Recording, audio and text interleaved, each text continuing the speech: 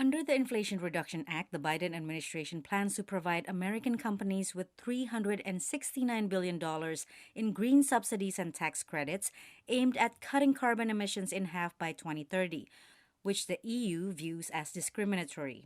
But in their White House meeting Friday, President Joe Biden and European Commission President Ursula von der Leyen minimized their differences.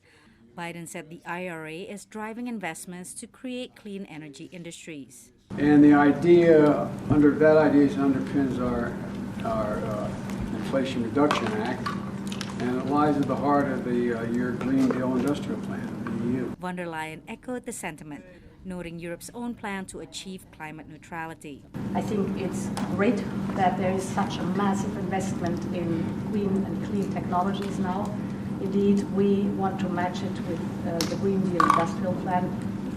She confirmed negotiations will begin to allow the EU to be exempted from an IRA clause that requires a certain percentage of minerals used in manufacturing batteries to be produced in the U.S. or come from a free trade partner. We agreed that we will work on critical raw materials that have been sourced or processed in the European Union, and to give them the access to the American market as if they were sourced in the American market. Amid the war on Ukraine, Europe is racing to end its reliance on Russia for fossil fuels by ramping up its domestic renewable energy production.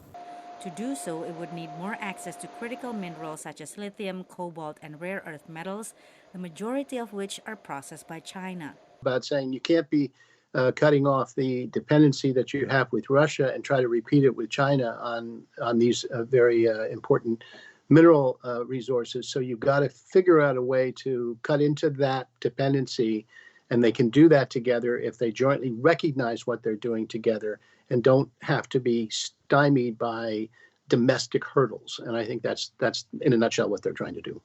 Von der Leyen did not join the Biden administration in warning China not to arm Moscow in its war effort, saying it's a bilateral matter of the respective countries. Patsy, Widakuswara, VOANews at the White House.